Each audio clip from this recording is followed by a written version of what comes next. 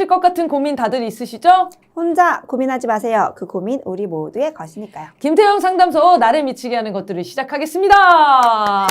반갑습니다. 김맹구입니다. 안녕하세요. 상담사 신성미입니다. 네, 심리학자 김태형입니다. 자, 여러분의 미칠 것 같은 고민과 사연을 받아서 오늘 다뤄보는 시간입니다. 아래 메일 주소로 그런 고민들이 있으시면은 주저없이 메일을 보내주시면 되겠습니다. 진지한 고민, 사소한 고민 눈치 보지 말고요. 적극적으로 보내주시면 저희가 중요하게, 세상 중요하게 아주 다뤄보도록 하겠습니다. 자, 그럼 지난 방송은 우리 가족이 나를 사랑하는지 싫어하는지 모르겠다. 이런 혼란에 빠진 그 학생의 사연이었는데요. 댓글이 달려서 댓글 소개 먼저 하겠습니다. 네. 복덩이님, 종교랑 정치적 견해가 다른 사람과 만남까지는 가능하지만 결혼은 절대 불가합니다. 종교나 정치적 견해가 곧 세상을 보는 창입니다. 네, 그 사연에 대한 댓글은 아니었군요. 지난번에 제가 고민을 얘기했었군요. 네네네. 그 정치적 견해가 다른, 근데 소식을 전해드리면 이제 사귀기로 했다고. 네. 그래서 앞으로 이제 건강하게 회피하지 말고 갈등을 잘 해결해 나가기를 당부했는데. 즐겁게 어쨌든 투쟁하고 사는 삶을 계속 보여주면 되겠죠. 궁금해 하겠죠. 그러니까 네. 그런 삶에 대해서. 근데 댓글을 보니까 다 안 된다라고 반대 일색이시더라고요. 그래서 두 번째 댓글까지 읽고 위로를 전해드리겠습니다. 네, 서후민님. 50대 여성인데요. 대선 때 친정엄마와 두세 번 윤석열에 대해 심하게 싸우고 지금까지 얘기를 안 하고 있어요. 정말 극우 보수인데 심지어 남동생과도 두 차례 정치 견해차로 싸우고 매우 힘듭니다. 가족들의 정치관, 시민의식에 절망감이 큽니다. 정치 견해차는 잠재적 폭탄일 듯 하셨어요. 그러니까 다들 걱정 좀 하시는군요. 그러니까 이거 겪으신 사람들은 진짜 힘드실 것 같거든요. 이 사연 상담 방송 중에 가족 간의 정치적 갈등이 생겼다라는 사연만 오면은 조회수가 폭증합니다. 그러니까 다들 그걸 지금 겪고 계신 거예요. 근데 저희가 예전에도 이제 여러 사연에서 분석을 해서 말씀드렸지만 정치적 견해만으로 싸우는 것 같지는 않아요. 선생님도 얘기하셨지만 그 기존의 이제 가족 관계, 이 갈등이 이걸로 탁 폭발하는 그게 어쨌든 사회 문제겠죠. 사회적 영향이 크겠죠. 그래서 다들 지금 너무 지금 이제 친엄마예요, 친엄마. 지금 친엄마랑 대화를 안 하시고 난 시어머니인 줄 알았어요. 보니까 이게 나중에는 이 정치적 갈등이 해소되면 가족 관계도 좀 해소될 가능성이 있나요? 없어요? 없진 않은데. 네. 선생님 그것만으로 완전 절레절레했어요. 그것만으로 해결되진 않을 거예요. 그러니까 가족 간에 원래 있었던 묵혀뒀던 그 문제를 해결해야 되는 거죠. 그렇죠. 네, 그래서 여러분들 이런 지금 아직 잘 해소 안 되는 분들 있잖아요. 무조건 이 관계에 대한 그 사연을 보내주세요. 가족 간에 왜 이렇게까지 됐는지를 분석을 하고 그거를 똑바로 바라보시고 그 다음에 정치적 견해에 대한 얘기를 하시는 게 이 해결의 실마리입니다. 그래서 댓글이 너무 속상했어요. 댓글이 다 진짜 가족들이랑 관계가 끊었다 이런 댓글들이 너무 많아요. 근데 앞으로 우리가 다 분리해서 살 건 아니잖아요. 이분들 모두가 다 행복한 세상을 만들려고 촛불도 들고 이런 활동들도 하시는 건데 반드시 풀어야 될 과제라고 생각합니다. 그래서 고민이 되시면은 꼭 사연을 보내주시면 그 가족들의 현황에 맞게끔 저희가 상담을 해드리겠습니다. 자, 그러면 오늘 사연을 소개하려고 했는데 지난주에 아까 보냈던 저희 지난주에 방송했던 그 친구가 다시 제 사연을 보내줬어요. 더 자세히 저희가 그걸 요청드렸는데 너무 감사합니다. 그래서 구체적인 내용들을 좀 더 보내주셔서 추가적으로 분석을 해보면 좋을 것 같아서 그 얘기를 좀 하도록 하겠습니다. 사연이 채택될지에 대한 의문이 있었고 저도 잘 표현하지 못했다는 생각에 보낼 때도 많이 망설여졌습니다. 그래서 마음만은 잘 쓰고 싶었는데 또 그러지 못해서 죄송스럽기도 하네요. 일단 조언 잘 들었습니다. 그리고 가족에 대한 결핍만 없다면 괜찮을 텐데 라는 마음에 가족들에게 애정을 버리지 못한 것도 인지하고 있긴 합니다. 표현을 바꿔보라는 말도 공감합니다. 말씀해주신 대로 저는 가족들에게 선을 그어버리고 그냥 참았다는 말이 맞아요. 그리고 예측대로 정말 여행을 갔다 왔어요. 사실 상담 선생님들 말처럼 어떤 여행을 같이 가려고 했다는 것에 의의를 두는 것이 옳은 방향이겠지만 저의 가치관, 생각만 했다는 자책도 들었습니다. 그리고 좀 화제를 바꿔보자면 정말 마음이 힘들어서 진짜 해결을 위한 상담을 못한 것이 아니냐라고 말씀해 주셨는데 그건 아니라고 생각해요. 왜냐하면 그러지 않았다면 가족들의 비난과 평가에 휘둘려서 윤석열 퇴진 집회라던가 다른 좋은 사람들을 만나기 위한 용기조차 못 냈을 것이라고 생각해요. 그 이후로 그 사람들을 만나고 지금도 간간히 잘 지내고 있고 그것이 이 질문에 대한 대답을 해줄 수 있다고 생각합니다. 그리고 진짜 가정 내의 문제라는 것을 깊이 파고들려는 상담을 진행하기 위해 상담사 분들도 저도 노력을 많이 했다고 생각합니다. 저도 꾸준히 가족들이랑 갈등을 겪으면 어떻게 해야 할지에 대해서 자문했고 상담 선생님 분들도 심각성을 느껴서 엄마와 상담을 하기도 했습니다. 그런데 몇 번 상담을 하면서 엄마가 상담을 가기 싫어하더라고요. 너도 돈 주고 상담하는데 뭐하러 나까지 상담 가냐? 정신병 있는 너 하나만 잘하면 된다. 왜 엄마에 대한 안 좋은 소리를 하냐? 거기 엄마 흉보러 가는 거 안다. 이러면서요. 상담 선생님한테 여쭤보니까 누구도 열심히 살고 있고 어머니에 대한 좋은 마음도 있고 하니 어머님도 누구와 조금 더 잘 지내려고 하는 방향으로 나아갔으면 한다. 이렇게밖에 말 안 했대요. 엄마의 꾸준한 뒷담과 갑질은 간간히 있었기에 저는 그런 행동들을 보고 돌아섰습니다. 일단 제가 대리수침을 느꼈고요. 저도 엄마의 기준에 부합하지 않을수록 엄마의 뒷담 대상이 될 것이라는 생각이 커졌어요. 그래서 엄마는 나르시시즘인가? 하는 생각도 많이 했고요. 그런 생각을 하다 보니 정뚝떨이 된 것 같아요. 중학교 1학년이었던 당시 저는 그때부터 페미니즘에 눈뜨기 시작했는데요. 한창 유리천장의 부당함에 대해 푹 빠져 있었습니다. 제가 이런 얘기를 몇 마디 하니까 남자애들이 지금은 성평등이 실현돼서 임금 격차가 없다 이런 식으로 말하며 실랑이가 오갔고 저는 그 이후 김치녀 소리를 들으며 1년을 고통받았습니다. 그 기간 동안 선생님들이 저를 피해자로서 좀 많이 신경 써주셨던 것 같아요. 그래서 저에 대해 걱정하시며 엄마에게 상황을 알리고 연락도 하셨었습니다. 그런데 엄마는 또 아빠가 학교에 가서 항의할까 싶어서 저에게 입막음을 시켰고요. 은폐하려고 했습니다. 그리고 언니는 왜 그렇게 나대서 일을 벌리느냐며 2차 가해를 했죠. 그 일로 저는 2, 3학년에도 친구를 사귀기 힘들었고 왕복 2시간 거리의 고등학교에 진학할 수밖에 없었습니다. 이 고등학교 원서도 네가 그냥 참으면 되지 너무 예민하게 군다. 고등학교 올라가면 안 그런다며 저를 뭐라고 했어요.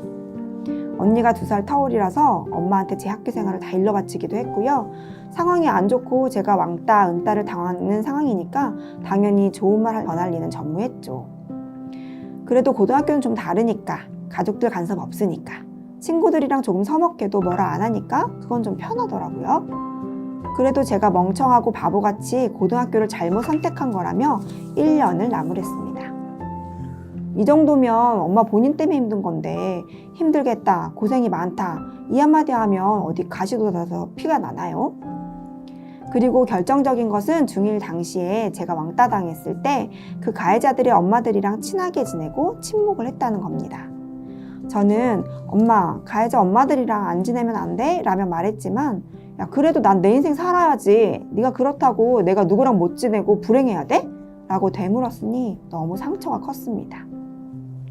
그때 그 가해자 엄마들이랑 지낸 거 나한테 안 미안하냐고 묻기도 했지만 안 미안하대요.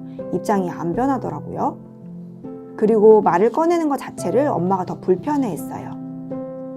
그러니 선을 긋고 포기한 거죠.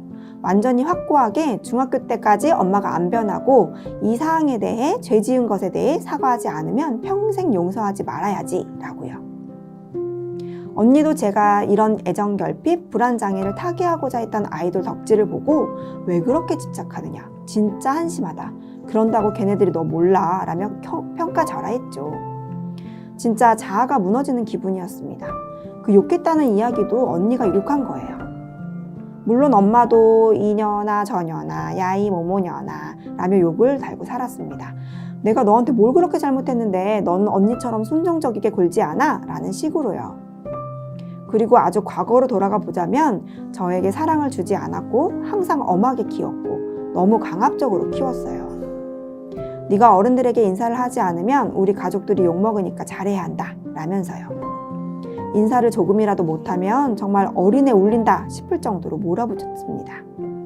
이때부터 내가 부모한테 더 잘하면 사랑받을 수 있을 거야 언젠가는 이라며 자기 학대를 했고요.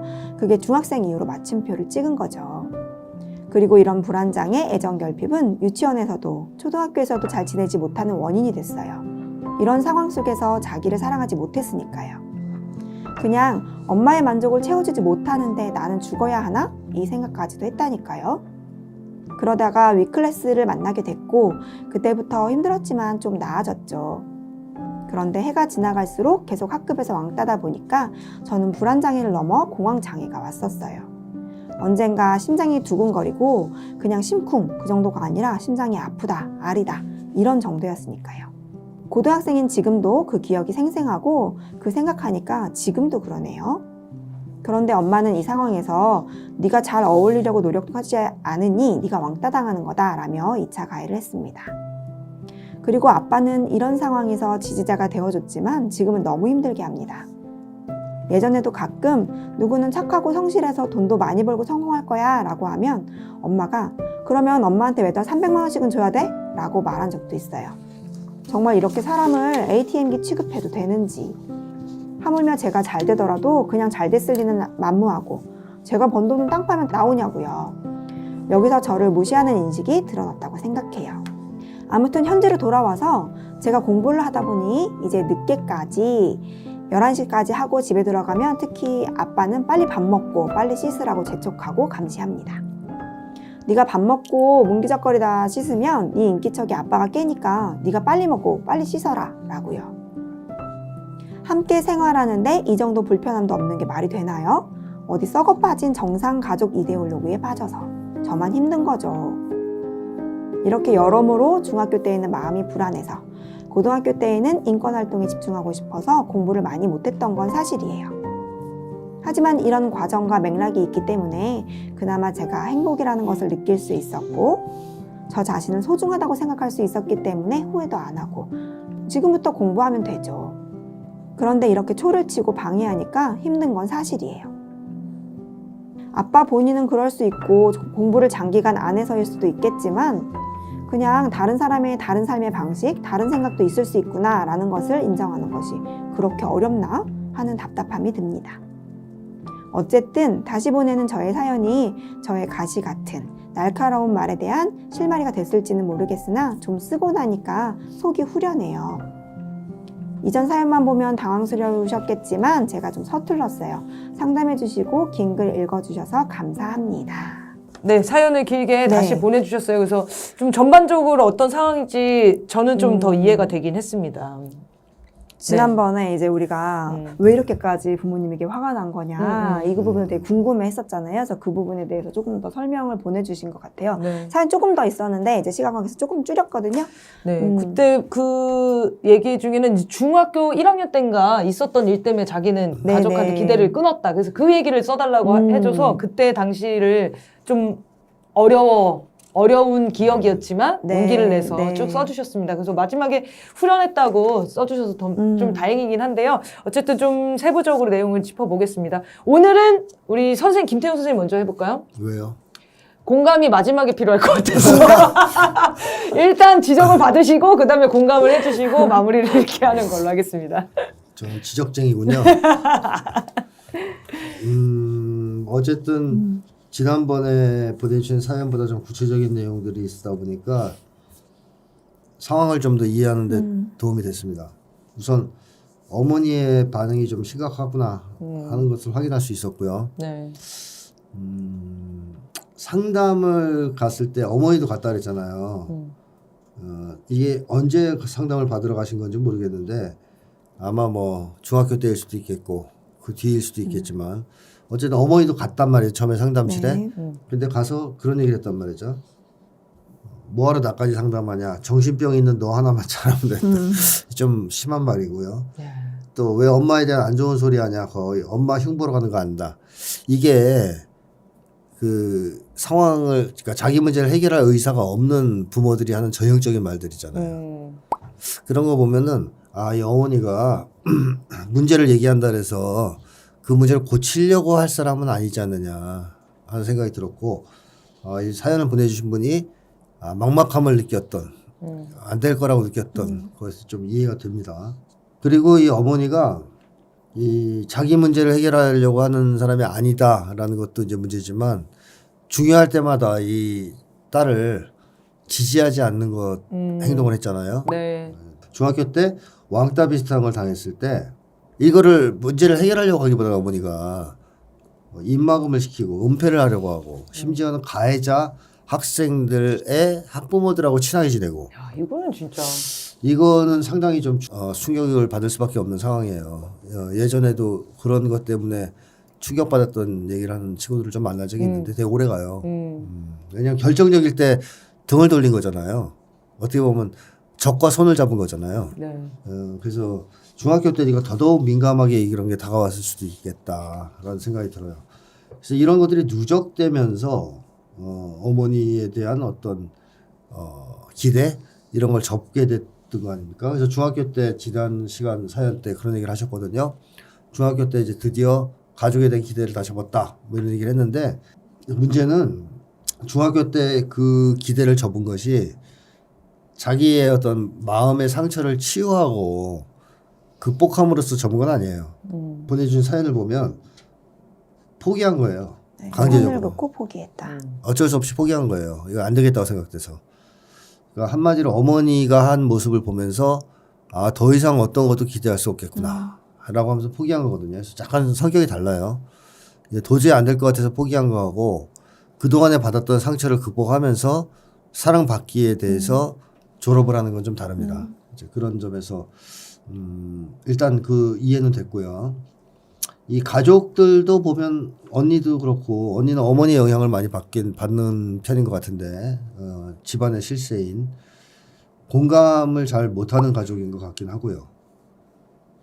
그래서 이제 이 분은 부모에 대한 특히 어머니에 대한 분노가 상당한 것 같습니다.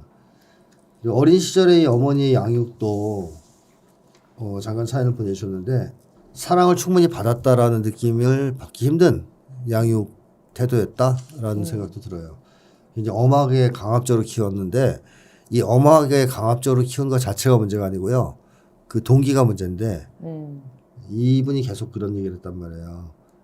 네가 그렇게 행동하지 않으면 우리 가족 욕먹으니까 잘해야 된다. 그러니까 한마디로 남들의 시선이나 평가가 두려워서 그런 행동을 조심하라고 자꾸 가르치는 거잖아요. 이거는 좀 문제가 있죠. 정말로 내면에서 우러나서 이게 옳기 때문에 그렇게 해야 된다는 속으로 교육하는 게 아니고 남들이 우리를 어떻게 보겠니. 자꾸 이렇게 교육하면 평가의 기준이 나중에 자꾸 글로 가요. 그러니까 내가 뭘 하는 데서 내가 스스로 평가하는 것보다는 남들이 나를 어떻게 평가할지 남들이 날 비난하지 않을지 이런 쪽에 걱정을 하게 만들거든요. 쉽게 하면 초자를 발달시킬 수 있다. 이런 건데 어머니의 양육이 약간 그런 편이었고 그걸 충족시키지 못하면 아주 강한 뭐 표현에 의하면 몰아붙였다.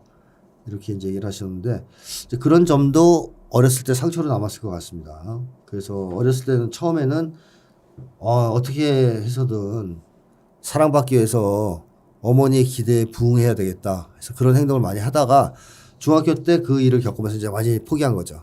이거 안 되겠다. 뭐 어차피 안 해줄 것 같다. 해줘. 아무리 노력해봐야.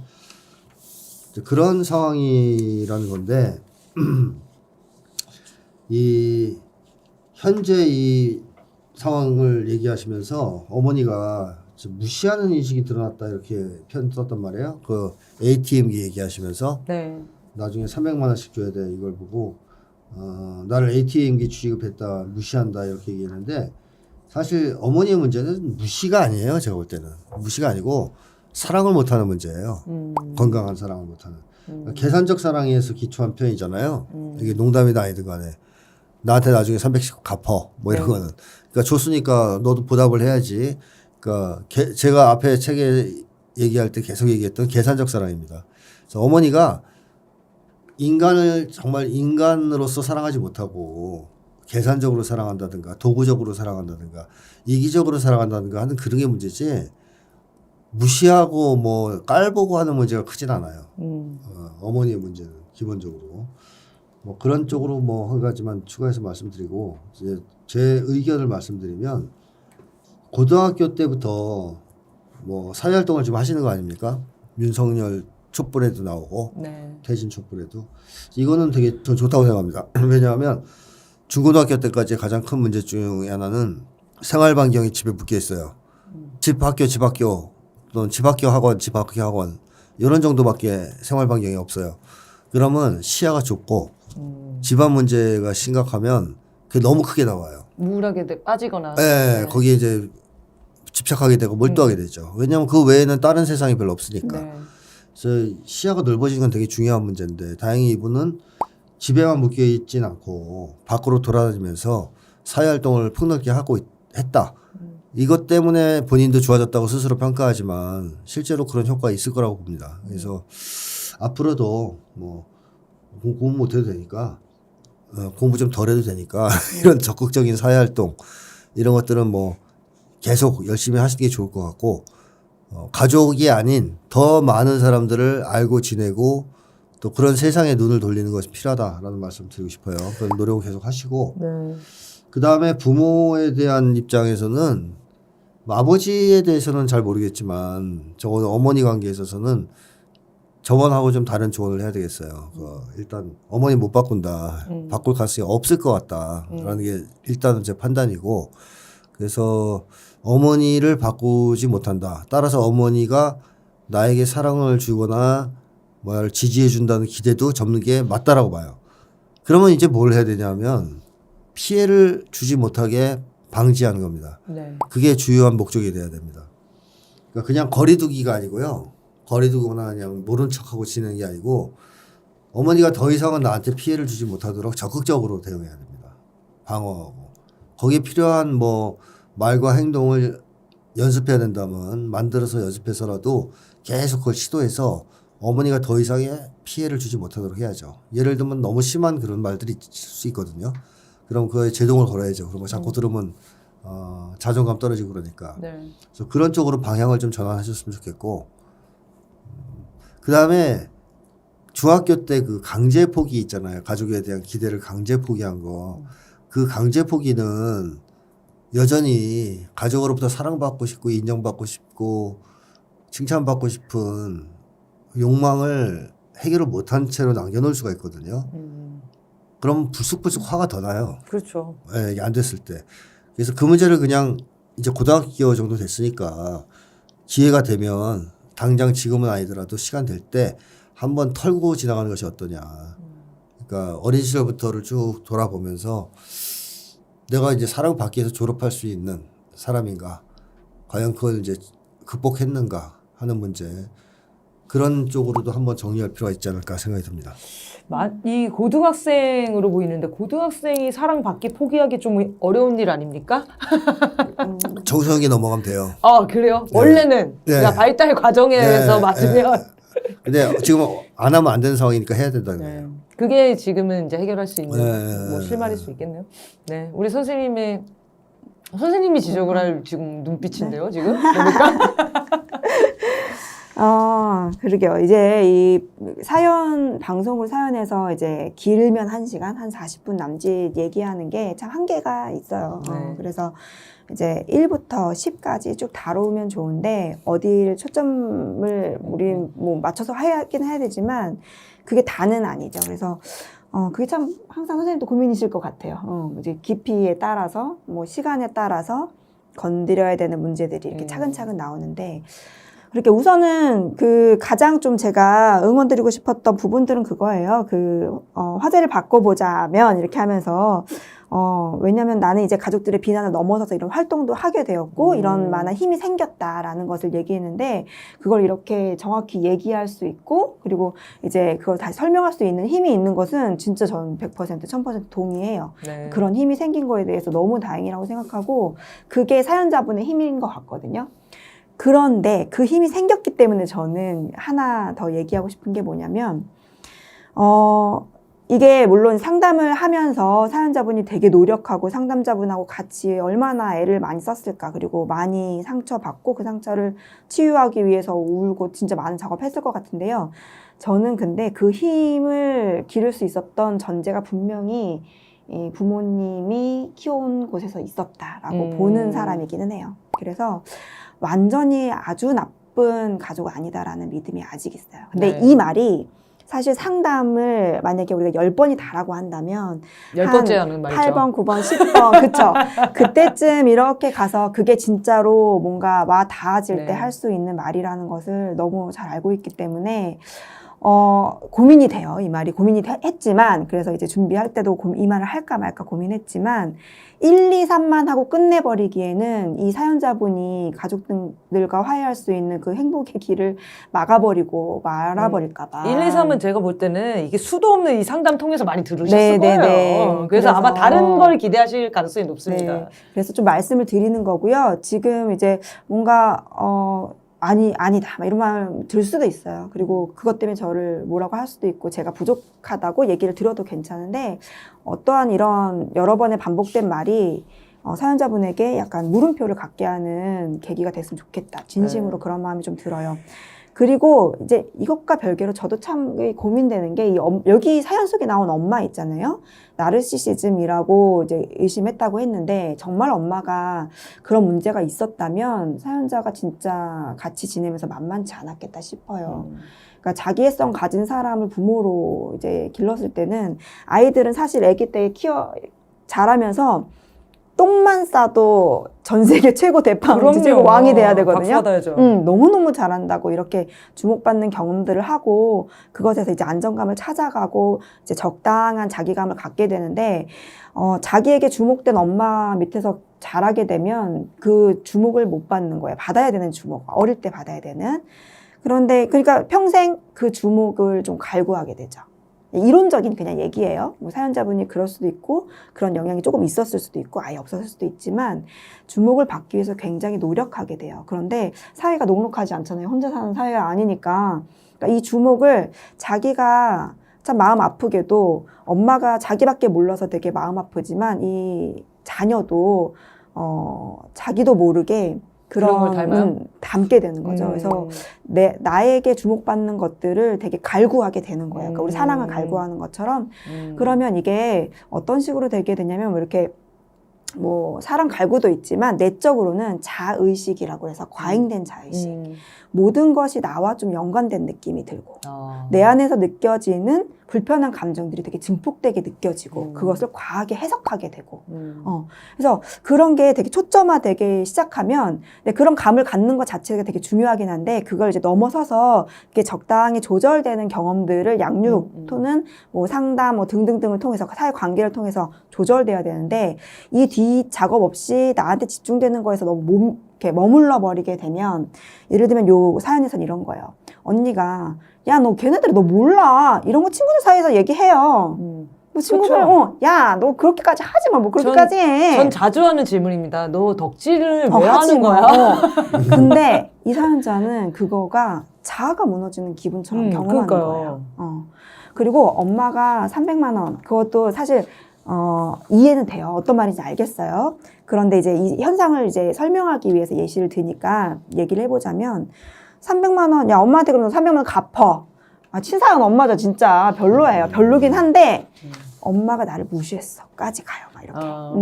그래서 나한테 오는 어떤 불편한 감정이 굉장히 포커싱 되면서 되게 강렬하게 느껴지는 거예요. 이거는 사연자분이 잘못하는 것도 아니고 뭐 잘못한 기질이나 이런 거 타고난 게 아니고 그냥 엄마가 정말로 나르시시즘처럼 양육을 했다면 어쩔 수 없이 경험할 수밖에 없는 그런 일일 수 있어요. 네. 누구나 겪는 건 아니지만 그런 가능성이 높아진다. 그러니까 저는 사실 상담을 온다면 그 앞부분 지금 느끼고 이런 경험하는 것들을 충분히 다 들어주고 진짜 그래. 야, 엄마가 어떻게 그런 말을 하냐. 진짜 이 가해자 엄마랑 친했어? 미쳤지. 거기 쫓아가서 난리를 쳐도 모자를 파네. 아니 엄마 인생 중에 이렇게 말렸어? 막 이렇게 저 진짜 진심으로 하겠지만 어느 순간이 넘어가면 그래 너가 그런 느낌을 갖는 거는 정말 그럴만 했어. 그런데 지금 이제 그게 어떤 건지 지금에서 다시 봐보자. 너를 그렇게 많이 해칠 정도로 너를 그렇게 자기 비난할 정도로 비하할 정도로 큰 말이었을까? 이거를 다시 되묻는 작업들을 사실 좀 했을 것 같아요. 그래서 거기서 조금 그러니까 불씨를 찾아야죠. 불씨를. 네네. 어쨌든 우리 인간은 정말 개차반인 부모에서 자랐다. 이게 공감이 되더라도 기분이 좋진 않거든요. 그래도 우리 엄마 괜찮은 부분 있었지. 결국은 이 감정으로 정리되는 걸 원하게 되어 있어요. 그래서 그 부분들을 찾을 수 있도록 부단히 저는 불을 지폈을 것 같고 그게 아마 10팩이 짧고 진짜 한 40팩이 50팩이 걸릴 수도 있었겠지만 그래도 한 번의 어떤 명상 상담이지만 꼭 이 부분 말씀드리고 싶고 네. 지금 좀 물음표가 생기더라도 나중에 한번 다시 생각해보면 좋겠다 이런 생각이 들어요. 지금 뭐 우리 방송은 이제 들리는 것만 들으시면 돼요. 일단은 안 들리는 것을 치우세요. 그리고 생각해볼 여지가 있으면 한번 생각해보시면 네. 좋을 것 같고 저도 이제 궁금한 게 많았는데 일단 아까 그 덕질 얘기하셨으니까 이게 애정결핍과 불안장애를 타개하고자 아이돌 덕질을 했다는 거예요. 이 도움이 됩니까? 왜 그랬는지는 설명할 수 있을 것 같긴 해요. 왜 그랬는지. 이게 누구나 이건 이렇게 된다는 아닌데 그러니까 이 덕질이라는 게 몰입이에요, 어떻게 보면. 그리고 아무도 뭐라고 하지 않는 나만의 어떤 취미생활, 그리고 내가 충분히 내 모든 걸 쏟을 수 있는 거. 그런 거기 때문에 되게 불안정했을 때 안정감을 주는 요소가 충분히 될 수 집중할 수 있을 있는 것 것들이 같고. 생긴 거에 대해서? 그리고 자기가 뭔가 할 수 있는 것 중에서 덕질이 사실 그 사람이 모를 정도로, 상대는 모를 정도로 내가 내 마음대로 할 수 있잖아요. 그러니까 내가 조절할 수 있고 할 수 있기 때문에 뭐 이런 마음을 그런 만족감을 느낄 수도 있겠네요. 할 수 있을 것 같아요. 그리고 뭐 이 사랑의 대상 같은 걸 좀 찾아 헤매거나. 아니, 근데 저는 이게 애정결핍이라고 쓰셔가지고 애정결핍 불안장애면 사랑을 받고 싶다는 막 열망이 있을 거 아니에요. 근데 그게 어떻게 덕질로 해결이 되냐는 거예요. 사랑을 안 주잖아요. 만날 수가 없는데. 해결이 되느냐까지는 모르겠지만. 어떤 위로가 되죠? 그 사람이 나를 영상을 보고 웃어주면 나를 위한 것 같은 그런 사랑을 받는 느낌? 아니지. 그거는 약간 너무 병적이에요. 죄송합니다. 그 정도는 아니겠지만. 아니지. 그러니까 어느 부분에서 이 덕질이 이 친구한테 도움이 됐을지 저는 걱정이 되거든요. 그러니까 이 표현 있잖아요. 언니가 왜 그렇게 집착하냐. 사실 저는 안 어느 좋은 방향으로 빠졌을 것 정도까지인지는, 같은 걱정인 거예요. 덕질을 하다 보면. 사랑을 줄 때까지 막 집요하게 했을 것 같은 느낌인 거예요. 너무 과하게. 애정결핍이고 불안장애라면. 아이돌한테요? 네. 근데 사실은 돌아오는 게 없으니까 그거에 대한 다시 상실감 공허해지고. 그런 게 너무 클 것 같아서 그런 느낌은 안 받나요? 보통 이렇게 하면? 정성이게 왜 아이돌에 많이 빠지냐 하면 청소년기부터는 아까 저 앞 시간에 계속 얘기했지만 사랑받기 위해서 사랑하기로 나갈 때거든요. 사랑의 대상이 필요해져요. 예. 그래서 찾는데 이거 발달 과정이구나. 네, 찾는데 마땅한 인간이 없어요. 네, 그렇죠. 이상화시킬 대상이 정치인 없는 것 같아요, 주변에. 보면 다 도둑놈 같고. 네. 그래서 보통 한국 사회는 아이돌 쪽으로 많이 가는 거예요. 이게. 그래서 보통 중고등학교 때 좋아하는 연예인들이 꼭 생기는구나. 네네네. 사랑의 대상을 찾는 시기예요. 자연스러운 거구나. 그래서 자연스러운데 이게 지나치면 문제가 되는 아이고. 것이죠. 그리고 그걸 걱정하신 것 같아요. 그러니까. 저는 이제 이런 상실감은 어떻게 해결하나 이런 것도 궁금하거든요. 결국은 근데 안 실제적 느끼겠죠? 관계로 와야겠죠. 그러니까 안 느끼겠죠, 근데. 그러니까 이거는 주로 사랑받기와 관련해서 문제를 해결하는 쪽보다는 사랑할 대상을 찾고 사회화되는 쪽에서 제기되는 게 당시에 발달 과제랑 관련이 있어요. 그러면 긍정적인 거네요. 그래도 그냥 과하지 않으면. 이 언니가 좀 너무 심하게 뭐라고 한 걸 수도 있겠네. 근데 이게 참 이제 어디까지 내가 경험하고 살았던 시대와 다르게 이제 확장해야 되는지는 늘 이제 고민하지만 그 아이돌 뭐 이렇게 덕질을 하다 보면 그 팸이라고 하나요? 뭐 그런 생기잖아요. 그렇죠. 그러면 사실 그게 관계가 되지. 관계가 되기 때문에 네. 또 그거를 이제 뭐라고 못하는 경우, 그러니까 그거라도 해서 너 다 잘했다고 박수 쳐주는 경우도 있어요. 그리고 뭐 이제 더 나은 관계로 가야 되는 방향은 있지만 어쨌든 지금 상황에서. 근데 요즘에 아이돌들이 좀 괜찮은 친구들의 팬클럽들은 좋은 활동도 막 하잖아요. 많이 기부도 하고. 하고 뭐 환경운동도 맞아요. 하고 그런 거 영향을 받으면 너무 좋은 거죠. 네.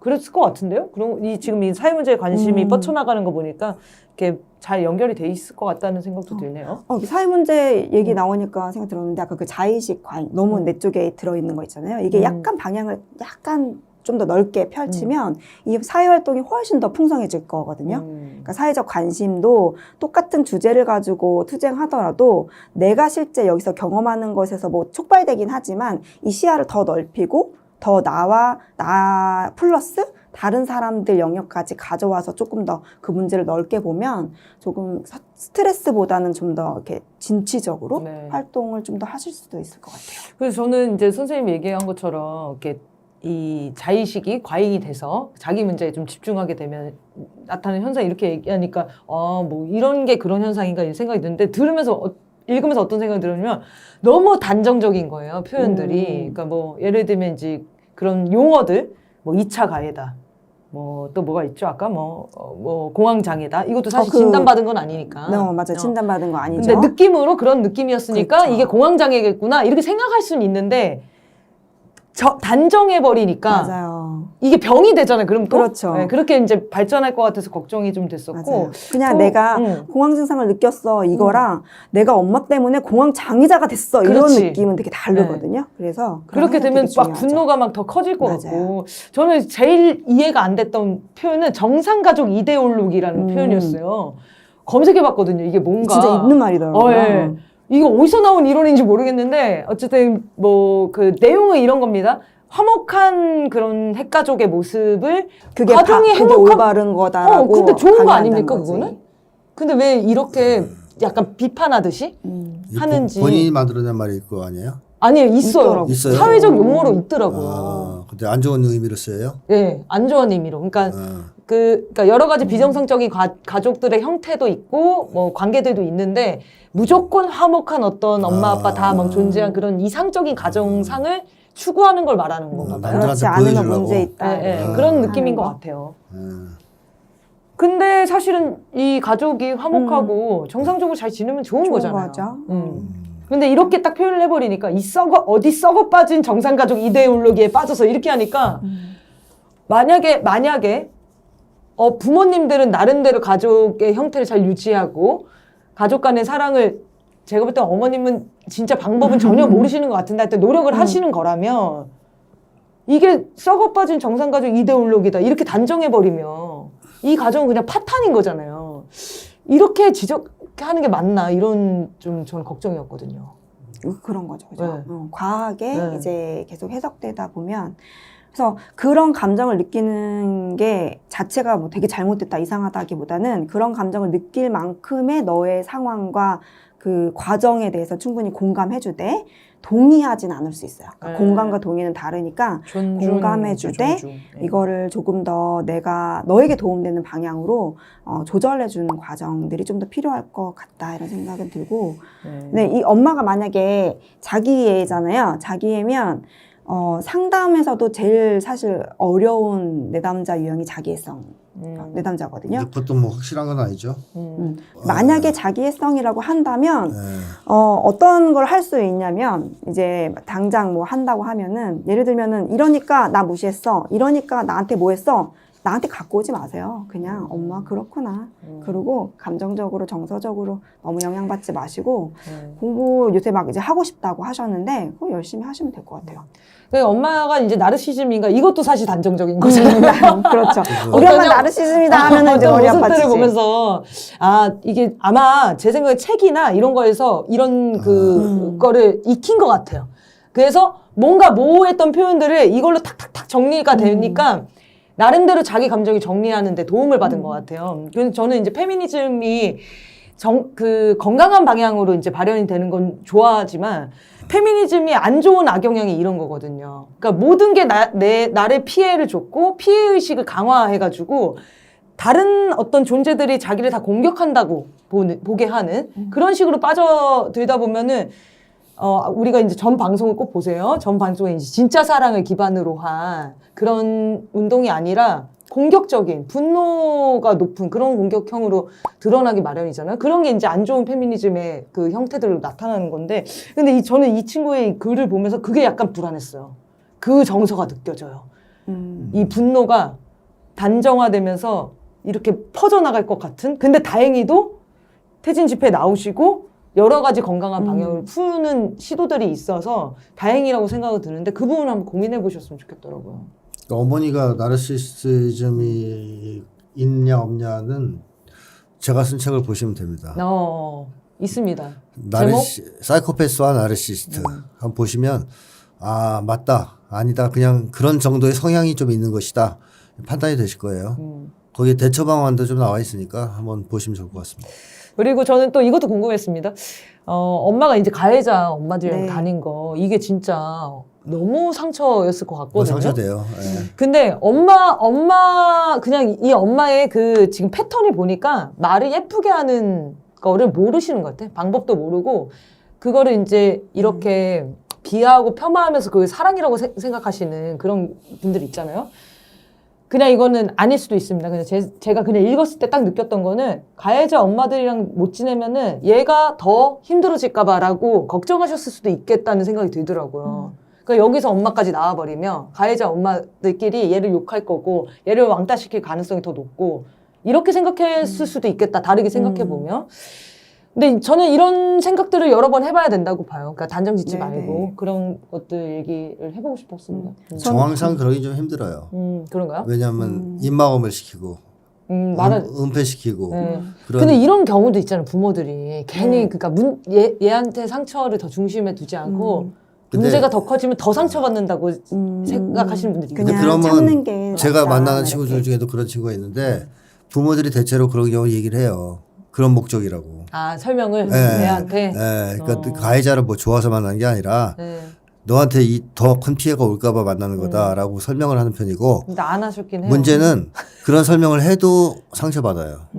그 행위 자체가. 아니면 그럴 수도 어떤 있겠다. 이유로도 욕 받아들이기 어려운 어려워요. 상황이긴 하죠. 피해자는. 아니면 그런 거일 수 있겠다. 그러니까 이 친구 때문에 자기가 여기 내 인생 살아야지 뭐 이렇게 표현하셨잖아요.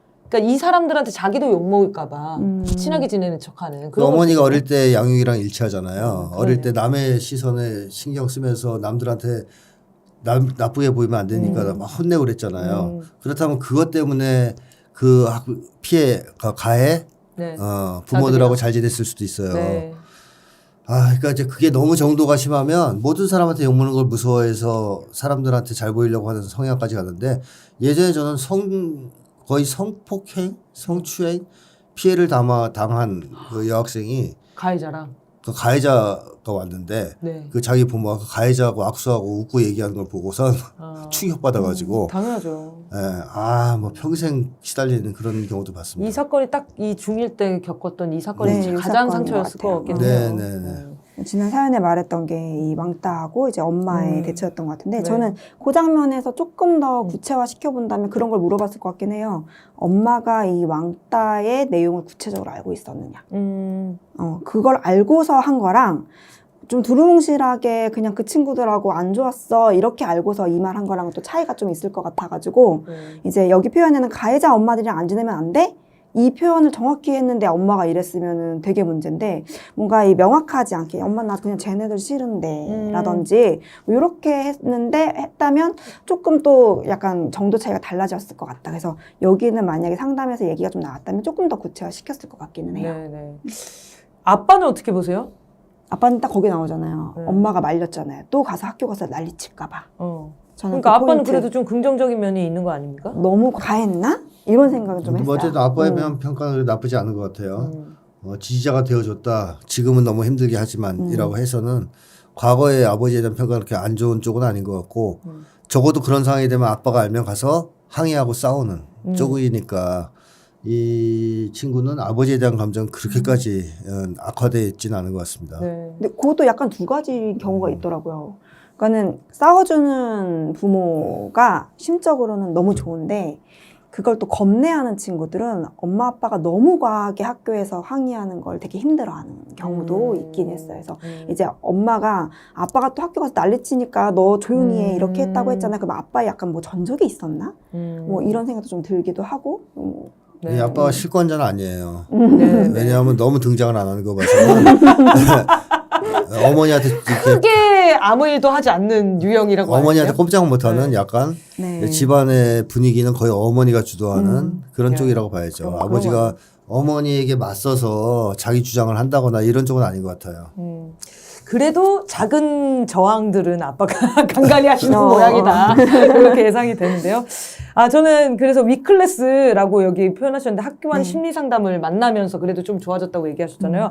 이런 거 있는 거 너무 좋은 것 같아요. 네. 진짜 다행인 거예요. 지금 이제 초등학교는 없는 곳도 많아요. 근데 중고등학교는 거의 다 필수? 네, 배정이 되어 있고 너무 좋다. 이제 더 확대되는 추세에 있는데 이제 정부에서 이걸 확대시키려고 하는데 확대하는 그 세심함은 좀 부족한 상황이기는 한데 어쨌든 점차적으로 확대되고 상담사 라인 그리고 사회복지사 라인으로 이렇게 같이 공동 체계로 이루어질 수 있는 체계가 좀 더 강화되어야 되지 않나. 그리고 선생님들에 대한 경험들이 다 좋더라고요. 선생님들이 이제 피해자라서 더 잘 챙겨줬다는 표현도 있고 상담 받으면서 좀 좋아졌다는 거. 그리고 엄마도 오시게 할 정도로 네. 노력을 하셨던 것도 보이는데 어쨌든 정말 다행히도 그런 관점들이 보통은 이런 과정을 거치면 그리고 특히 이제 페미니즘을 그런 당시에 딱 접하게 되면 남성을 공격하는 형태로 들어가거든요. 사람을 혐오하게 되거나. 근데 진짜 다행인 게 마치 우리 촛불에 함께 참여를 하면서 윤석열로 다 이 분노가 집중돼 있다는 거 굉장히 건강하게 표현이 되고 있는 거예요. 다행이죠. 우리가 정당하게 분노를 하고 있는 거기 때문에 이런 분노를 하는 연습이 될 수도 있고 그리고 촛불에 나오시면 또 이 고등학생이 만약에 나왔다 그러면 온 어머니 아버님들 다 오셔가지고 뭐 챙겨주시고 하고 그런 경험도 되게 중요한 것 같아요. 이 시기에. 그래서 진짜 다행이다라는 생각이 들었습니다. 그래서 보내주신 그 가시 같은 날카로운 말에 대해서는 저희가 잘 이해했고요. 오늘 들으시면서 들리는 얘기들 중심으로 먼저 사고하시고 그리고 이건 좀 아닌데? 라고 생각하는 거는 좀 깊이 한번 사색을 해보실 필요가 있다. 뭔가 내면의 반발이 딱 일어나잖아요? 그게 굉장히 핵심 고리일 수도 있어요. 어떻게 생각하세요? 전 늘 누구한테 비판받을 때 딱 울컥할 때가 핵심 고리더라고요. 내가 봐야 될 것이구나. 막 그냥 얘기했는데 맞아요. 그건 제가 그런 부족한 점이 있죠. 이러면은 핵심 아니야. 핵심이 아니에요. 딱 울컥할 때가 있어. 그건 아닌데? 라고 생각하면은 그 마음이 언저리 어딘가 있더라고요. 그걸 딱 극복했을 용기죠. 때 그거를 보는 게. 확 성장합니다. 네. 사람이. 그래서 저희 방송이 그런 부분들이 있다면 곱씹어서 또 궁금해지면은 사연을 보내주시면 되겠습니다. 네. 저 한마디만 해도 돼요? 이거 서툴지 않고 아주 잘 썼으니까 죄송하지 않으셔도 돼요. 네. 네, 당황하지 않았습니다. 저희는. 고맙습니다. 자, 여러분의 미칠 것 같은 사연과 고민들 아래 메일 주소로 보내주시면 되겠습니다. chungnami0000gmail.com입니다. 편한 마음으로 보내주시면 저희가 성심성의껏 한번 다뤄보도록 하겠습니다. 김태형 상담소 나를 미치게 하는 것들 매주 목요일 7시에 업로드 됩니다. 많이 시청해 주시고요. 다음 주에 또 뵙겠습니다. 감사합니다.